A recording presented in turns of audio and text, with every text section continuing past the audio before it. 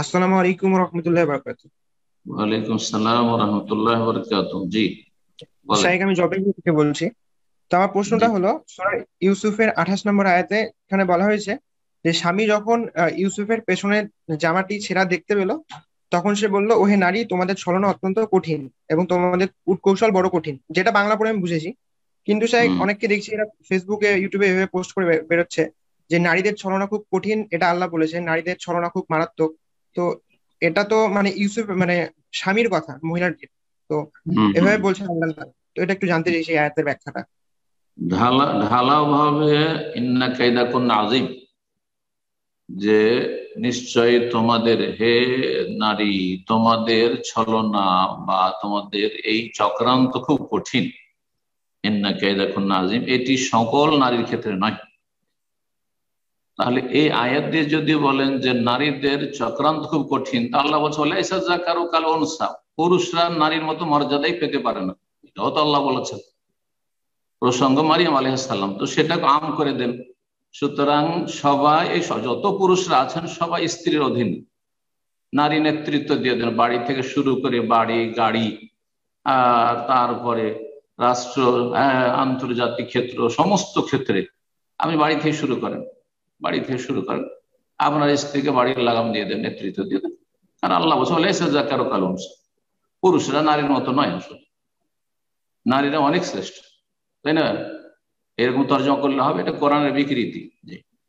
তো আপনাকে যে কোনো আয়াত বোঝার জন্য তার পটভূমিকা বুঝতে হবে, তারপর প্রসঙ্গ বুঝতে হবে, হ্যাঁ, সিয়াক সাবাক বুঝতে হবে, যে তার আগে কি আলোচনা হয়েছে, তারপরে কি আলোচনা হয়েছে, উদ্দেশ্যটা কি, কোন ক্ষেত্রে বলা হয়েছে। আল্লাহ রাব্বুল আলামিনের জন্য সঠিকভাবে কোরআন সুন্নাহ বুঝার তৌফিক, কোরআন সুন্নাহ স্বাধীনভাবে বুঝলে হবে না। এই জন্য কোরআন সুন্নাহ বুঝতে হবে আলা ফাহমে মানহাজে সালাফি সালেহ, সালাফে সালেহিনের মানহাজ রাখতে হবে বুঝার ক্ষেত্রে। আপনার বুঝি তো জঙ্গিরা স্বাধীনভাবে বুঝে, কোরআন আয়াত একটা বুঝে নিল আর বাকিগুলো ছেড়ে দিল, দলিল হাদিস ছেড়ে দিল, আয়াত ছেড়ে দিল, অন্য একটা আয়াত। হ্যাঁ, তো সবগুলি আয়াত, লাকুম দীনুকুম শুধু একটি আয়াত নিলে হবে না, লাকুম দীনুকুম ওয়ালিয়া দিন, হ্যাঁ, লাইক রাহাফিদ্দিন এটাই শুধু নিলে হবে না, আর কাতিলুল মুশরিকিনা কাফা নিলে হবে না, দুটো সমন্বয় করতে হবে। জি, দুটো সমন্বয় করতে হবে। তো জঙ্গিরা গোমরা পথভ্রষ্ট হয়েছে এই ক্ষেত্রে এইভাবে, এইরকমই যারা আপনার সেকুলার তারাও পথভ্রষ্ট হয়েছে এইভাবে।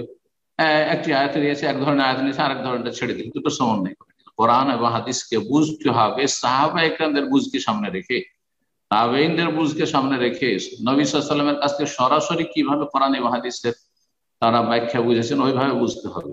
আল্লাহ বুঝার তৌফিক দান করুন। জি।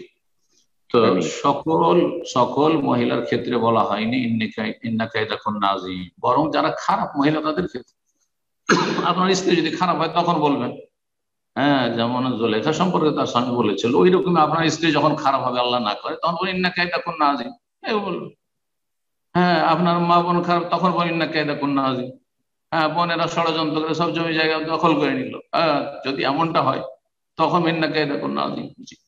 পরকীয়ায় লিপ্ত আপনার স্ত্রী, তখন ইন্না কাইদাকুন্না আযীম। জি। হ্যাঁ, সবার ক্ষেত্রে চলবে ঢালাও। আল্লাহ হেদায়েত দান করুন।